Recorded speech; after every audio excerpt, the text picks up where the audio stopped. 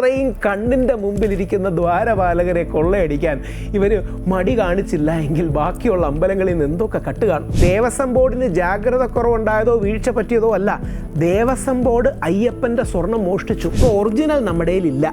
Original ഒന്നെങ്കിൽ മറിച്ചു വിറ്റു അല്ലെങ്കിൽ മുറിച്ചു വിറ്റു. അതെന്താ ചെയ്തതെന്ന് ഇനി അറിയേണ്ടിയിരിക്കുന്നു. ഞങ്ങൾ തീരുമാനിച്ചുറച്ചാണ് ഇതിനിറങ്ങുന്നത്. ഇതിൻ്റെ പിന്നിലുള്ള ഒരാളെയും വെറുതെ വിടില്ലെന്ന അഗ്രസീവ് ടോണിൽ ഹൈക്കോടതി വിധിന്യായത്തിൽ എഴുതി വെച്ചിട്ടുണ്ട്. ഇങ്ങനെ ഒരു വിധിന്യായം വന്നു കാണില്ല. അവർ ആ രേഖ മാറ്റി. എന്തിനാണെന്നറിയാമോ? ഈ മോഷ്ടിച്ചവർ പിന്നീട് ട്രയലിന് വരുമ്പോൾ അവരെ രക്ഷപ്പെടുത്താൻ. നമസ്കാരം. വൃശ്ചിക മാസക്കാലമാണ്, ശബരിമലക്കാലമാണ്. നാട്ടിലെങ്ങും ശരണം വിളിയുടെ കാലം. ശബരിമലയിൽ പതിവിന് വിപരീതമായി നല്ല ഭക്തജന തിരക്കുമുണ്ട്. പക്ഷേ ഇത്തവണ ശരണം വിളിക്കുന്ന അയ്യപ്പ ഭക്തരുടെ മനസ്സിൽ ചില ചോദ്യങ്ങൾ കൂടി ഉയർന്നു വരുന്നുണ്ട്. ശ്രീകോവിലെ അമൂല്യ വസ്തുക്കൾ എവിടേക്കാണ് കടത്തിയത്? അവ കരിഞ്ചന്തയിൽ വിറ്റഴിച്ചോ? എത്രത്തോളം വ്യാപ്തിയുള്ള തട്ടിപ്പാണ് നടന്നത്? എല്ലാ തെളിവുകളും ലഭിച്ചിട്ടും പത്മകുമാറിനെ പോലെയുള്ളവരുടെ ചോദ്യം ചെയ്യൽ അന്വേഷണ സംഘം വൈകിപ്പിക്കുന്നത് എന്തുകൊണ്ടാണ്? അങ്ങനെ അയ്യപ്പ ഭക്തരുടെ മനസ്സിൽ ഒട്ടേറെ ചോദ്യങ്ങളുമായാണ് ഇത്തവണത്തെ മരക്കയറ്റം. എനിക്കൊപ്പം ഈ സമയം ശ്രീ രാഹുൽ ഈശ്വർ ചേരുകയാണ്. രാഹുൽ, നമസ്കാരം. നമസ്കാരം. സ്വാഗതം. ശബരിമല മണ്ഡല മകരവിളക്ക് കാലമാണല്ലോ. ആദ്യ ദിവസമായ വൃശ്ചികം 1-ാം തീയതി ശ്രീകോവിലിലെ തൊണ്ടി മുതൽ പരിശോധനയും സാമ്പിൾ ശേഖരണമൊക്കെയാണ് നടന്നത്.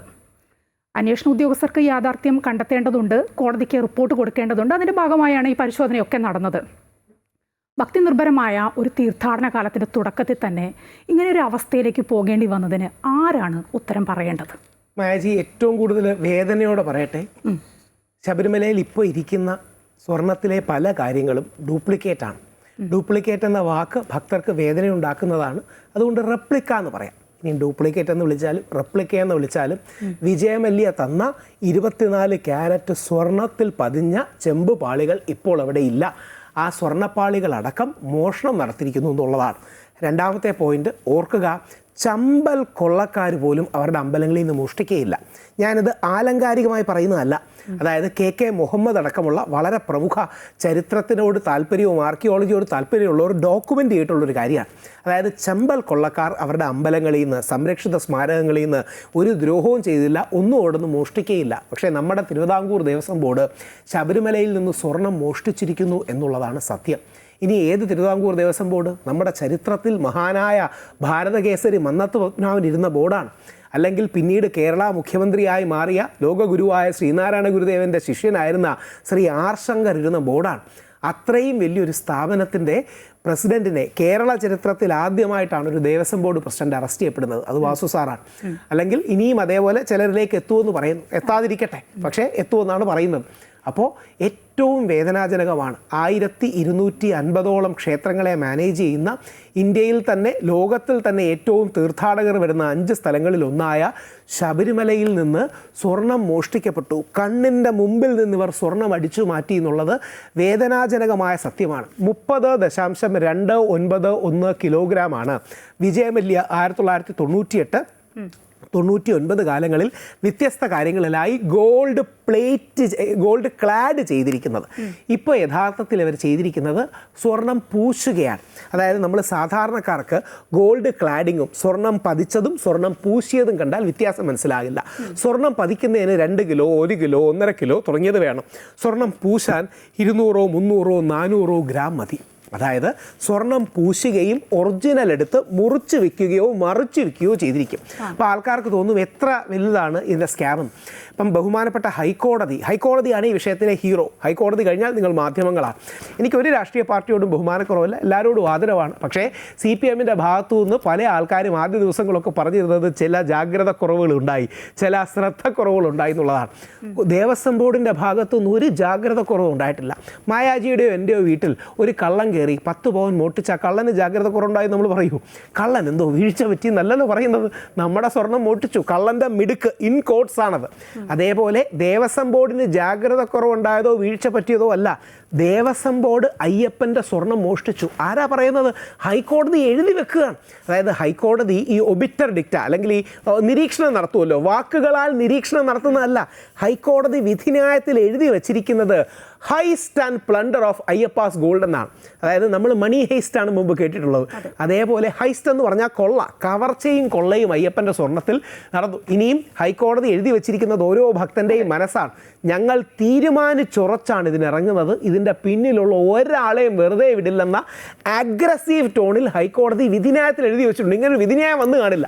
അപ്പോൾ ദേവസ്വം ബോർഡിൽ നിന്ന് ചില ആൾക്കാർ ആരൊക്കെയാണെന്ന് ഇനി വെളിയിൽ വരണം. എന്തായാലും കവർച്ച എങ്ങനെയാണ് എന്ന് കൃത്യമായി കണ്ടെത്തുക എന്ന് തന്നെയാണ് കോടതി ഉദ്ദേശിക്കുന്നത്. അതുകൊണ്ടാണല്ലോ സന്നിധാനത്ത് ശാസ്ത്രീയ പരിശോധനയൊക്കെ നടന്നത്. SIT നടത്തുകയുണ്ടായി. ദ്വാരപാലക ശില്പങ്ങളിലെ പാളികൾ, അതുപോലെ കട്ടിളപ്പാളി, ഇതൊക്കെ ഇളക്കിയെടുക്കുന്നു, സാമ്പിളുകൾ ശേഖരിക്കുന്നു. ഇപ്പോൾ ഉള്ളവയുടെ കാലപ്പഴക്കം പരിശോധിച്ചാൽ തട്ടിപ്പ് തെളിയിക്കാനാവുമോ? അത് തെളിവിന് വേണ്ടിയാണ് ഇപ്പം ചെയ്യുന്നത്. അതായത് സാധാരണഗതിയിൽ സംഭവിക്കുന്നത് എന്താ, പോലീസ് അന്വേഷിച്ച് റിപ്പോർട്ട് കോടതിയിൽ കൊണ്ടു കൊടുക്കും. കോടതി ശരിയാണോ തെറ്റാണോ നോക്കി ഒരു കേസ് വിധിക്കും. ഇതാണല്ലോ. ഇത് ഹൈക്കോടതി കഴിഞ്ഞതിൻ്റെ മുമ്പത്തെ വിധിന്യായത്തിൽ 8ാം പാരാഗ്രാഫിൽ 9 കാര്യങ്ങൾ അക്കമിട്ട് പോലീസിന് എഴുതി കൊടുക്കുകയാണ്. ഇതൊക്കെ അന്വേഷിച്ചുകൊണ്ട് വരും. അതായത് ഹൈക്കോടതി തീരുമാനിച്ചുറച്ച അത് ശരിയാണ്. പക്ഷേ എൻ്റെ ഒരു സംശയം എന്താണെന്ന് വെച്ചാൽ 98-ലാണല്ലോ ശബരിമല ശ്രീകോവിലിൽ UB ഗ്രൂപ്പ് ഉടമ വിജയ് മല്യ സ്വർണം പൊതിഞ്ഞ് നൽകിയതും അതിനുശേഷം ഉണ്ണികൃഷ്ണൻ പോറ്റിയെ കൊണ്ട് സ്വർണം പൂശിച്ചതും തമ്മിലുള്ളൊരു വ്യത്യാസം കണ്ടെത്തുക എന്നാണ് ഈ പരിശോധനയുടെ ലക്ഷ്യമെന്നാണ് ഞാൻ മനസ്സിലാക്കുന്നത്. പക്ഷേ ഈ 99 കാലത്ത് ശബരിമല ശ്രീകോവിലിൽ വിജയ് മല്യ സ്വർണം പൊതിഞ്ഞത് അത് എവിടെയൊക്കെ എത്ര ആണ്, എങ്ങനെയാണ് അതിൻ്റെ ഒരു കണക്ക് എന്നതിനെക്കുറിച്ച് കൃത്യമായ വിവരങ്ങളുണ്ടോ? ദേവസ്വം ബോർഡോ സർക്കാരോ അത് നൽകാൻ തയ്യാറായിട്ടില്ലല്ലോ ഇതുവരെ. അവർ ആ രേഖ മാറ്റി. എന്തിനാണെന്നറിയാമോ? ഈ മോഷ്ടിച്ചവർ പിന്നീട് ട്രയലിന് വരുമ്പോൾ അവരെ രക്ഷപ്പെടുത്താൻ. കാര്യം അന്ന് ഉണ്ടായിരുന്നോ ഇല്ലയോ നമുക്ക് അറിയില്ല എന്ന് പറഞ്ഞ് റീസണബിൾ ഡൗട്ട് ഉണ്ടാക്കാൻ. അതായത് അന്നത്തെ ട്രയൽ കോടതിയിൽ വരുമ്പോൾ മുമ്പ് ഉണ്ടായിരുന്നോ ഇല്ലയോ നമുക്കറിയില്ലല്ലോ, അന്വേഷിക്കാന്നൊക്കെ പറഞ്ഞ് ആൾക്കാർ സംശയം ജനിപ്പിക്കും. പക്ഷേ വേണ്ട, കൊടുത്ത UB ഗ്രൂപ്പിന്റെ കണക്കുണ്ടല്ലോ, ബഹുമാനപ്പെട്ട ഹൈക്കോടതി ആ കണക്ക് കൃത്യമായി പ്രൊഡ്യൂസ് ചെയ്തിട്ടുണ്ട്. അതായത് 1998-99 കാലങ്ങളിൽ വിജയ് മല്യ 30.291 തനി തങ്കം കിലോഗ്രാം 24 ക്യാരറ്റ് ഗോൾഡ് എവിടൊക്കെ പതിച്ചിട്ടുണ്ട്, കട്ടിളയിൽ എത്ര, ദ്വാരപാലക ശില്പങ്ങളിൽ എത്ര, മേൽക്കൂലയിൽ എത്ര, അയ്യപ്പൻ്റെ ചുവർ ചിത്രങ്ങളിൽ എത്ര, എല്ലാം കൃത്യമായിട്ട് അവരുടെ കണക്കുണ്ട്. അപ്പം അവരുടെ കണക്ക് കൃത്യമായി ഹൈക്കോടതി രേഖകളിലും പ്രൊഡ്യൂസ് ചെയ്തിട്ടുണ്ട്. ദേവസ്വം ബോർഡ് എന്താ രേഖ കൊടുക്കാത്തതെന്ന് അറിയാമോ? പിന്നീട് ഇവരെ രക്ഷിക്കാൻ, അതായത് ട്രയൽ ഘട്ടത്തിൽ വരുമ്പോൾ സംശയം ഉണ്ടാക്കാൻ വേണ്ടി, കുറ്റം എന്താ, നമ്മൾ പലപ്പോഴും കേട്ടിട്ടില്ലേ, ഇവരെ സംശയത്തിൻ്റെ ആനുകൂല്യം നൽകി വിട്ടയക്കുന്നു. കോടതിക്ക് അറിയാം പലപ്പോഴും ഒരു തെറ്റുകാരാണെന്ന്, പക്ഷേ സംശയത്തിൻ്റെ ആനുകൂല്യം നൽകേണ്ട ഒരു അവസരം വരും. ആ സംശയത്തിൻ്റെ ആനുകൂല്യം നൽകാൻ ദേവസ്വം ബോർഡ് ഇപ്പോഴേ രേഖകളിൽ കൃത്രിമം കാണിക്കുക. ഇത് ഞാൻ പെട്ടെന്ന് സാധാരണക്കാർക്ക് ഇത്രയൊന്നും കോംപ്ലക്സ് ആയ കാര്യം കേട്ടാൽ മനസ്സിലാവണമെന്നില്ല. സാധാരണക്കാർക്ക് കേൾക്കുന്ന ഒരു കാര്യം പറയാം. മായാജിയുടെയോ എൻ്റെയോ വീട്ടിൽ നിന്ന് 10 പവൻ സ്വർണം നമ്മൾ പണിയെടുപ്പിക്കാൻ കൊടുത്തു എന്നിരിക്കട്ടെ. 39 ദിവസത്തിന് ശേഷവും നമ്മൾ കൊടുത്തുവിട്ട ആൾ പണിക്കാരൻ, സ്വർണ്ണ പണിക്കാരൻ്റെ വീട്ടിലെത്തിച്ചില്ലെങ്കിൽ നമ്മൾ വിളിച്ചു ചോദിക്കൂലേ? അതായത് നമ്മുടെ മോനോ അല്ലെങ്കിൽ മോക്കോ ഏതെങ്കിലും മാലയോ അല്ലെങ്കിൽ വളയോ ഉണ്ടാക്കാനായിട്ട് നമ്മുടെ കയ്യിൽ നിന്ന് സ്വർണ്ണമുണ്ട്, അതൊരു സ്വർണ്ണ പണിക്കാരൻ്റെ വീട്ടിലേക്ക് നമ്മൾ ഒരാളെ ഏൽപ്പിച്ച് കൊടുത്തു വിട്ടു. മായാജിയുടെയോ എൻ്റെയോ വീട്ടിൽ നിന്ന് അങ്ങനെ 39 ദിവസം സ്വർണ്ണ പണിക്കാരൻ്റെ വീട്ടിലെത്താൻ കാലതാമസം ഉണ്ടെങ്കിൽ നമ്മൾ വിളിച്ചു ചോദിക്കും, അന്വേഷിക്കും. ദേവസ്വം ബോർഡ് ചെയ്തില്ല. കാര്യം ദേവസ്വം ബോർഡ് ആ സമയം മനഃപൂർവ്വം ഉണ്ണികൃഷ്ണൻ്റെ കൂടെയുള്ള ആൾക്കാർക്കും പുതിയ ഡ്യൂപ്ലിക്കേറ്റ് ഉണ്ടാക്കാനുള്ള സമയം കൊടുക്കുകയും ഒറിജിനൽ വെച്ച് പല സ്ഥലങ്ങളിലും പ്രദർശിപ്പിച്ച് കാശുണ്ടാക്കാൻ സമയം കൊടുക്കുകയും ചെയ്യുക. എന്നിട്ട് 39 ദിവസത്തിന് ശേഷം ഇത് ചെന്നൈയിൽ എത്തിക്കുന്നു. അപ്പം തന്നെ അത് വ്യാജമാണ്, ഓക്കെ, ഇനിയും തെളിയും, വ്യാജമാണ്. എന്നിട്ട് അതിൻ്റെ മേളിൽ സ്വർണം പൂശി തിരിച്ചു കൊണ്ടുവരും. അപ്പോൾ ഒറിജിനൽ നമ്മുടെ കയ്യിലില്ല. ഒറിജിനൽ ഒന്നെങ്കിൽ മറിച്ചു വിറ്റു അല്ലെങ്കിൽ മുറിച്ചു വിറ്റു. അതെന്താ ചെയ്തതെന്ന് ഇനി അറിയേണ്ടിയിരിക്കുന്നു. ഒന്നെങ്കിൽ മുറിച്ചു വിറ്റു, അതായത് ഈ 14ഓളം പീസുകളുണ്ട്. ഇത് ഓരോ കോടീശ്വരന്മാർക്ക് വിശ്വാസത്തിൻ്റെ പേരിൽ പോസിറ്റീവ് എനർജിയാണ്, അയ്യപ്പൻ്റെ ചൈതന്യം ഉള്ളതാണെന്ന് പറഞ്ഞ് മുറിച്ചു വിറ്റു അല്ലെങ്കിൽ മറിച്ചു വിറ്റു. അതേതാണെന്നുള്ളത് ഈ ശാസ്ത്രീയ പരിശോധനയിൽ തെളിയും. ശരി, അതുകൊണ്ടൊക്കെ തന്നെ ആയിരിക്കണം ഹൈക്കോടതി പറഞ്ഞു കേട്ടില്ലേ, ഹൈക്കോടതി ചൂണ്ടിക്കാണിച്ചത് ഈ ശബരിമലയിലെ വിഷയം കപൂർ മോഡൽ തട്ടിപ്പാണോ എന്നാണ് ചോദിച്ചത്. ഈ കൊള്ളയ്ക്ക് പിന്നിൽ വലിയൊരു മാഫിയ ഉണ്ടെന്ന് കരുതേണ്ടി വരികയല്ലേ? ഒരു സംശയവും വേണ്ട. അതായത് വലിയൊരു മാഫിയ ഉണ്ട്. ഇനി സാധാരണക്കാർക്ക് മനസ്സിലാകാനാണ് ആരാണ് സുഭാഷ് കപൂർ. സുഭാഷ് കപൂർ ഇപ്പോൾ ജയിലിലാണ്. സുഭാഷ് കപൂർ ഏകദേശം 1250 കോടി രൂപ 1250 കോടി രൂപ വെർത്തുള്ള ഒരു ഇല്ലിസിറ്റ് റാക്കറ്റിന്റെ നേതാവാണ് സുഭാഷ് കപൂർ.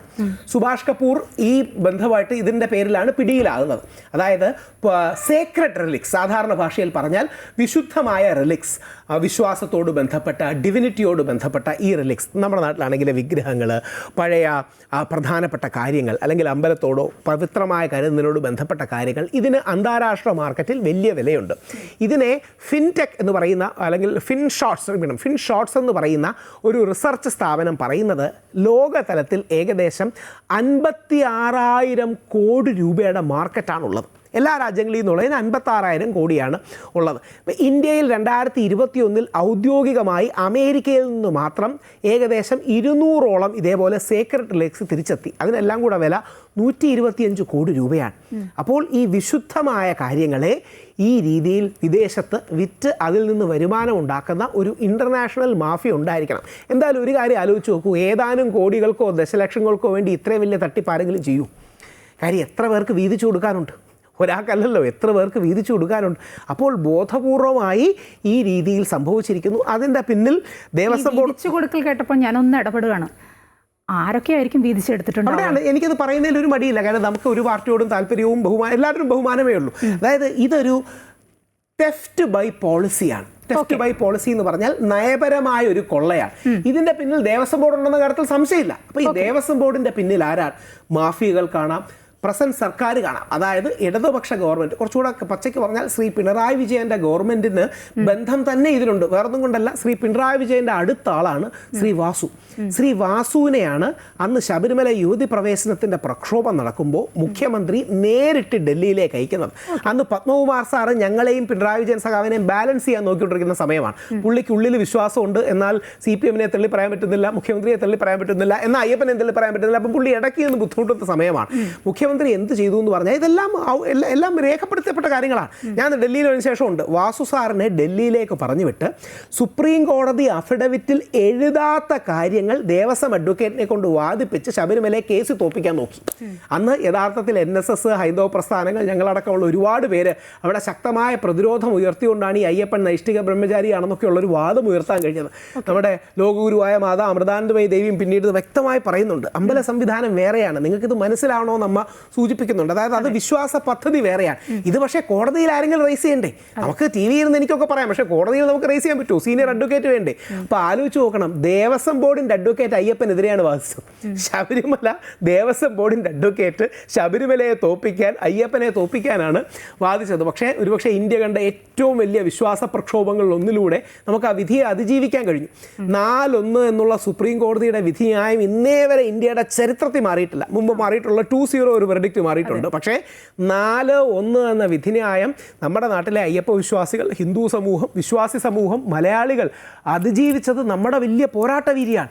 അപ്പോൾ ആ അർത്ഥത്തിൽ ആ സമയത്താണ്, ഇനി അതും എനിക്കത് പറയുന്നതിൻ്റെ വിഷമം എന്താ അറിയോ, ആ സമയത്താണ് ഇവർ അടിച്ചു മാറ്റാനുള്ള, മോഷ്ടിക്കാനുള്ള പ്ലാൻ ഉണ്ടാക്കുന്നത്. അതായത് ഞങ്ങളടക്കം തെരുവിൽ പ്രക്ഷോഭം നടത്തുകയാണ്, അടികൊള്ളുകയാണ്, പോലീസ് സ്റ്റേഷൻ വിഷയം നടക്കുന്ന ആ സമയത്ത്. അതെ, 2018 ഒക്ടോബറിലാണ് വിധി, അല്ലെങ്കിൽ സെപ്റ്റംബർ അവസാനം ഒക്ടോബറിലാണ് വിധി വരുന്നത്. ഏകദേശം 2019 നവംബറിലാണ് സുപ്രീം കോടതി വിധി തിരിച്ചെടുക്കുന്നത്. 10 മാസം 11 മാസത്തോളം നീണ്ടു നിൽക്കുന്നൊരു സമയമുണ്ടായിരുന്നു. അപ്പം ഞങ്ങളെല്ലാം പലതവണ, എന്നെ 4-5 തവണ അറസ്റ്റിലായി. ആദ്യം അറസ്റ്റിലായതിൻ്റെ മുത്തശ്ശി ദേവകി അന്തർജനമാണ്, പിന്നീട് അമ്മ മല്ലികാ നമ്പൂതിരിയാണ്, പിന്നെ പ്രയാർ സാർ ഞാനും ഒക്കെയാണ്.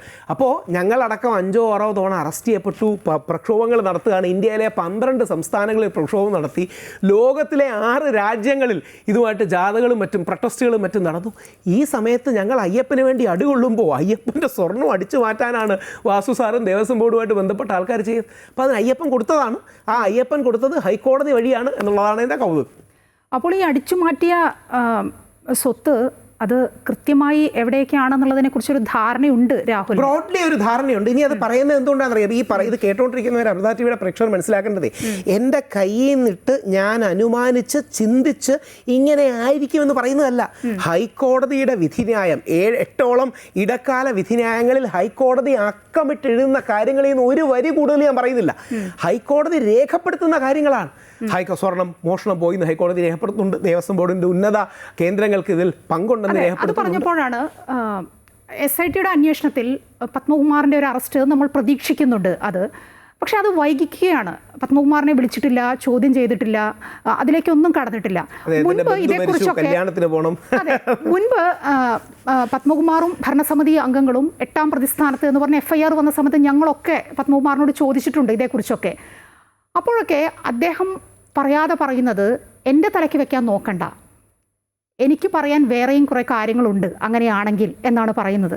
രാഹുൽ ഇപ്പോൾ ഈ പറഞ്ഞ കാര്യങ്ങളൊക്കെ പത്മകുമാറിനും അറിയാം.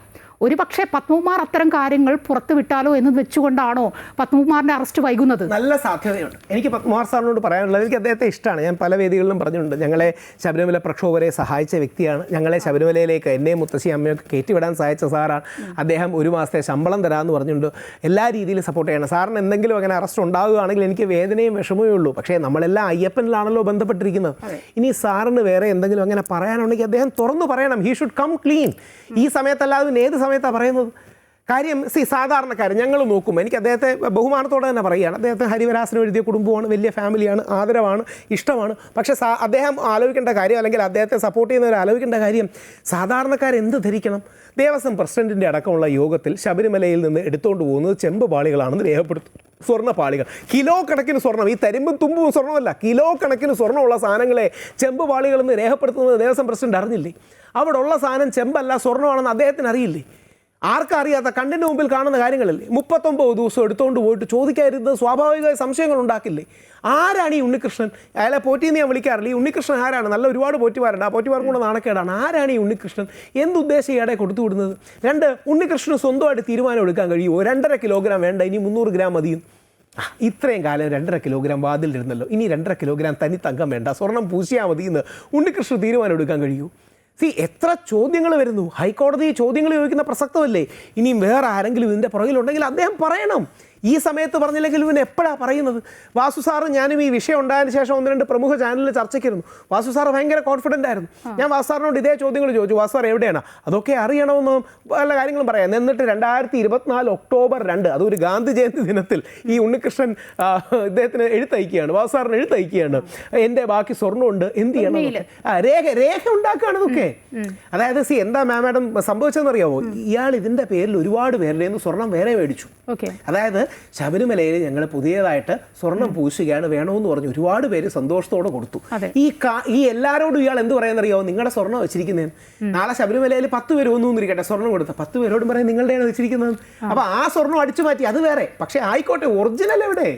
ഈ ഒറിജിനൽ എവിടെയെന്ന് പത്മകുമാർ സാറിന് സംശയം തോന്നിയില്ലേ? അപ്പോൾ യുവതീ പ്രവേശന സമയത്ത് ഈ തട്ടിപ്പ് നടക്കുമ്പോൾ ഇപ്പോൾ വാസുവിൻ്റെ കാര്യം പറഞ്ഞു, രാഹുൽ പറഞ്ഞു, മുഖ്യമന്ത്രിയുടെ അറിവോടുകൂടി തന്നെ, ഒപ്പം ദേവസ്വം മന്ത്രിയുടെയും അറിവോടുകൂടി തന്നെ ആയിരിക്കും ഇത് നടന്നിട്ടുണ്ടാവും അല്ലേ? CPM പോലെ കേന്ദ്രീകൃതമായൊരു പാർട്ടിയിൽ മുഖ്യമന്ത്രിയിലേക്കും മന്ത്രിസഭയിലും സംശയം പോകുന്നത് സ്വാഭാവികമല്ലേ? ഇത് ഇപ്പം വേറെ പാർട്ടികളാണെങ്കിൽ ഇത്രയും കേന്ദ്രീകൃത സ്വഭാവമുള്ള പാർട്ടികളല്ല. CPM നമുക്കെല്ലാം അറിയുന്നത് പോലെ വളരെ കേന്ദ്രീകൃത സ്വഭാവമുള്ള പാർട്ടികളല്ലേ? അപ്പോൾ ഇതുവരെ ഹൈക്കോടതി വിധിയിൽ അത് വന്നിട്ടില്ല, അതുകൊണ്ട് ഞാൻ പറയുന്നില്ല. സ്വാഭാവികമായ സംശയം അങ്ങോട്ട് പോവില്ലേ? അത് ഈ ഒരാൾ മാത്രം അറിഞ്ഞുകൊണ്ട് ഇത്രയും കാര്യങ്ങൾ ചെയ്യാൻ പറ്റൂ? അപ്പം എനിക്കറിയില്ല, ഞാൻ ആരോപണമൊന്നും ഉന്നയിക്കുന്നില്ല. കാര്യം നമ്മൾ രാഷ്ട്രീയക്കാരല്ല, നമ്മൾ വിശ്വാസികൾ മാത്രമാണ്. പക്ഷേ സ്വാഭാവികമായി അയ്യോ ഇങ്ങനെ ആയിരിക്കില്ല എന്ന് ആരെങ്കിലും സംശയിച്ചാൽ കുറ്റം പറയാൻ പറ്റൂ? മായാജി കണ്ടിട്ടുണ്ടോ എന്നറിയില്ല. കാരണം നമ്മളെല്ലാം കാണേണ്ട ഒരു സിനിമയാണ് അദ്വൈതം. ശ്രീ പ്രിയദർശൻ സംവിധാനം ചെയ്ത് മോഹൻലാൽ അഭിനയിച്ച് അനശ്വരമാക്കിയ, നമ്മുടെ ജയറാം ഒക്കെ അദ്വൈതത്തിലെ പല സീനുകളും ഞെട്ടലുണ്ടാക്കുന്ന രീതിയിൽ ഇപ്പോൾ സമാനമായ കാര്യങ്ങളാണ്. ഞെട്ടലുണ്ടാക്കുന്ന രീതിയിൽ ദേവസ്വം നയപരമായി നടത്തിയൊരു കൊള്ള CPM നേതാക്കൾ ഉൾപ്പെടുമ്പോൾ സ്വാഭാവികമായി സംശയം അങ്ങോട്ട് പോവില്ലേ? അപ്പോൾ ഇതൊരു നാച്ചുറൽ ഡൗട്ടാണ്. ഡീറ്റെയിൽസ് അറിയില്ല, അങ്ങനെ ആകാതിരിക്കട്ടെ. പക്ഷേ സ്വാഭാവികമായി ആൾക്കാർക്ക് സംശയിക്കാനുള്ള എല്ലാവിധ ചോദ്യങ്ങളും അതിലുണ്ട്. ഇപ്പം നല്ലത് ചെയ്താൽ നമ്മൾ നല്ല ഇതെന്ന് പറയും. ഇപ്പം അയ്യപ്പ സംഗമത്തിന് വന്നിട്ട് അവരും വെളുത്തേയും അയ്യപ്പനും എല്ലാം ഉണ്ട് എന്ന് മുഖ്യമന്ത്രി പറഞ്ഞു. നല്ല കാര്യം. ഇപ്പം ജയകുമാർ സാറിനെ നിയമിച്ചു, നല്ല കാര്യം. ആരാ സ്വാഗതം ചെയ്യാത്തത്? കുമ്മനം ചേട്ടനെ പോലെ എല്ലാവർക്കും, അതായത് ശരിക്കും കാവ്യം എടുക്കാത്തൊരു സന്യാസിയാണെന്ന് എല്ലാവരും അംഗീകരിക്കുന്ന ശ്രീ കുമ്മനം ചേട്ടൻ, BJPയുടെ ഭാഗത്തു നിന്നും കോൺഗ്രസിൻ്റെ ഭാഗത്തു നിന്നും വളരെ മുതിർന്ന നേതാവ് ശ്രീ MM ഹസൻ, എല്ലാവരും സ്വാഗതം ചെയ്തു. ജയകുമാർ സാറിനെ കൊണ്ടുവന്ന് നല്ല കാര്യമാണ്. പക്ഷേ അതുകൊണ്ട് കൊള്ള ചെയ്തില്ലാതാവില്ലല്ലോ. അതായത് ജയകുമാർ സാറിനെ കൊണ്ടുവന്ന് പോസിറ്റീവാണ്, അഭിനന്ദിക്കുന്നു, അംഗീകരിക്കുന്നു, ആദരിക്കുന്നു. പക്ഷേ മുമ്പ് നടത്തിയ കൊള്ളകൾക്ക് ഗവൺമെൻറ്റിന് ഉത്തരവാദിത്വമാണോ നേതൃത്വമാണോ ഉള്ളത്? ഈ ചോദ്യം മാത്രമേ ഉള്ളൂ. അതായത് ഗവൺമെൻറ് അറിഞ്ഞുകൊണ്ട് ബോധപൂർവം ചെയ്തതാണോ, അതോ അവർ വെച്ച ദേവസ്വം ബോർഡിൽ വരുന്ന പൊളിറ്റിക്കൽ നോമിനീസാണെന്ന് നമുക്കറിയാമല്ലോ. അല്ലെങ്കിൽ ആക്റ്റീവ് രാഷ്ട്രീയം ഉള്ളവരാണ്. അതായത് CPMൻ്റെ LDFൻ്റെ കാര്യം വരികയാണെങ്കിൽ CPM-ഉം CPI-യും RSP എന്നൊരു ഇക്വേഷൻ കൊടുക്കും. മിക്കവാറും കൊടുക്കുന്ന ഇക്വേഷൻ എന്ന് പറഞ്ഞാൽ ഒരു നായർ, ഈഴവ, പിന്നോക്ക വിഭാഗം.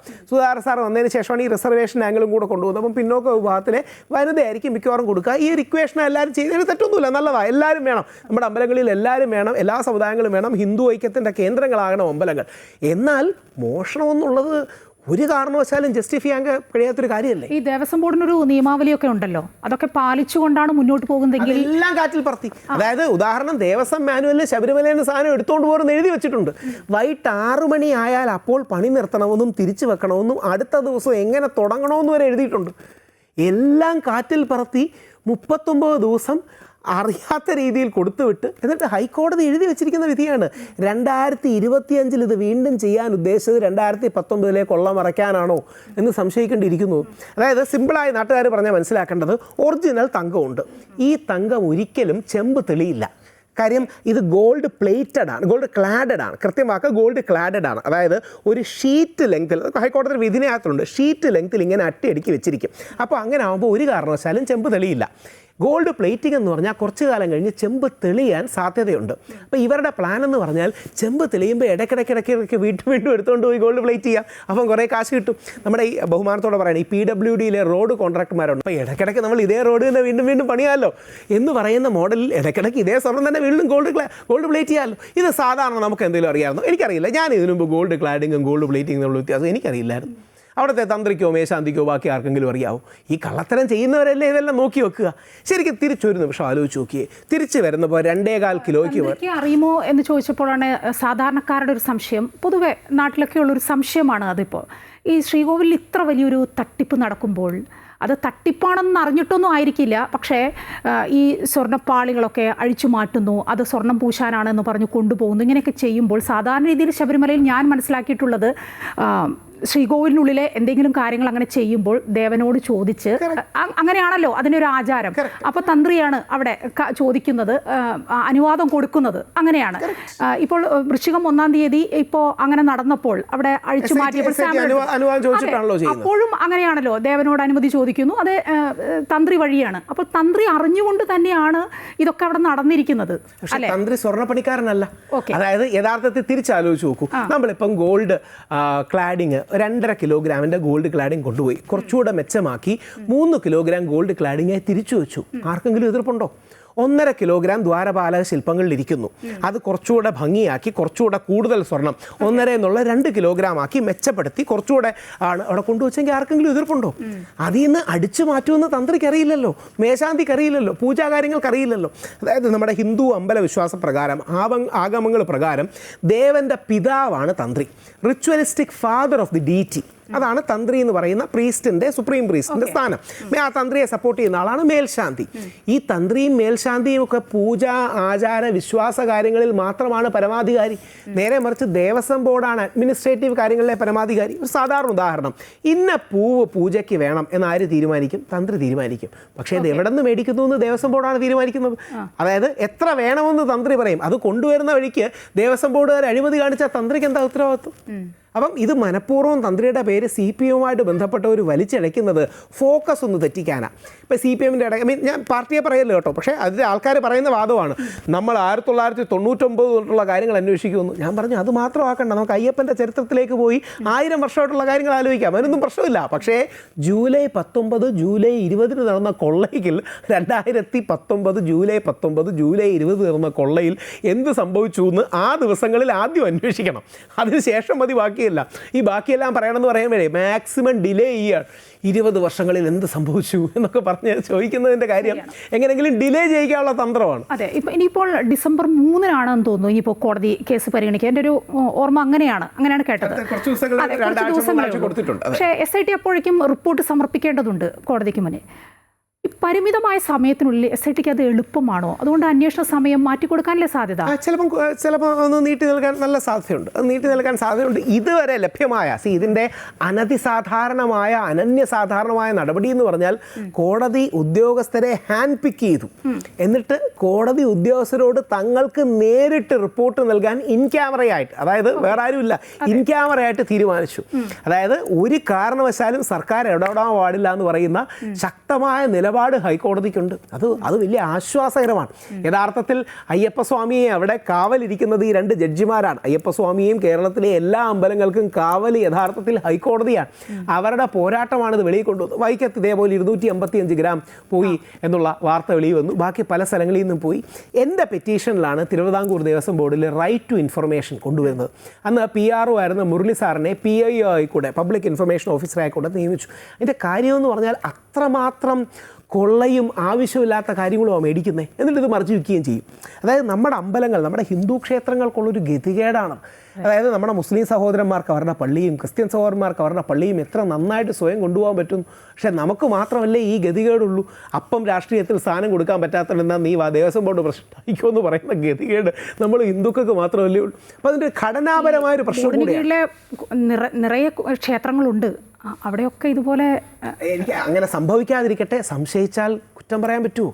ലോകാരാധ്യമായ ശബരിമലയിൽ നിന്ന്, ഹൈക്കോടതിയുടെ നേരിട്ട് മേൽനോട്ടവും നിയന്ത്രണമുള്ള ശബരിമലയിൽ നിന്ന്, മാധ്യമങ്ങളുടെ നേരിട്ടുള്ള ശ്രദ്ധയും ക്യാമറ കണ്ണുകളിൽ ആദ്യം കാണുന്നത് ദ്വാരപാലകരെയാണ്.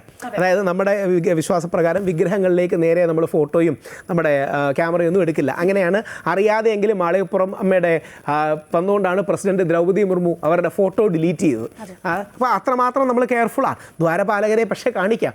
ഇത്രയും കണ്ണിൻ്റെ മുമ്പിലിരിക്കുന്ന ദ്വാരപാലകരെ കൊള്ളയടിക്കാൻ ഇവർ മടി കാണിച്ചില്ല എങ്കിൽ ബാക്കിയുള്ള അമ്പലങ്ങളിൽ നിന്ന് എന്തൊക്കെ കട്ട് കാണും. അവിടെയാണ് ജസ്റ്റിസ് KT ശങ്കരൻ വന്ന് KT ശങ്കരൻ സാറിനെ പോലെ മഹാനായൊരു ജഡ്ജി വന്ന് എല്ലാത്തിൻ്റെയും ഇൻവെൻട്രി എടുത്ത് എല്ലാത്തിൻ്റെയും ഡേറ്റ എടുത്ത് അതിൻ്റെ സത്യം വെളിയിൽ കൊണ്ടുവരണം. എന്തായാലും വലിയ കൊള്ളകൾ നടന്നിട്ടുണ്ടെന്ന കാര്യത്തിൽ സംശയമില്ല. വളരെയധികം നന്ദി ശ്രീ രാഹുൽ ഈശ്വർ. ഏതായാലും അന്വേഷണം നടക്കട്ടെ. SIT അന്വേഷണം, SIT റിപ്പോർട്ടൊക്കെ കോടതിയിൽ വയ്ക്കട്ടെ. അയ്യപ്പസ്വാമി തന്നെ ഈ ഭക്തരുടെ മനസ്സിൽ ഉയർന്ന ഈ ചോദ്യങ്ങൾക്കുള്ള ഉത്തരം കണ്ടെത്തി അവരെ അറിയിക്കട്ടെ. അത് ഉടൻ ഉണ്ടാവുമെന്ന് നമുക്ക് പ്രതീക്ഷിക്കാം. വളരെയധികം നന്ദി.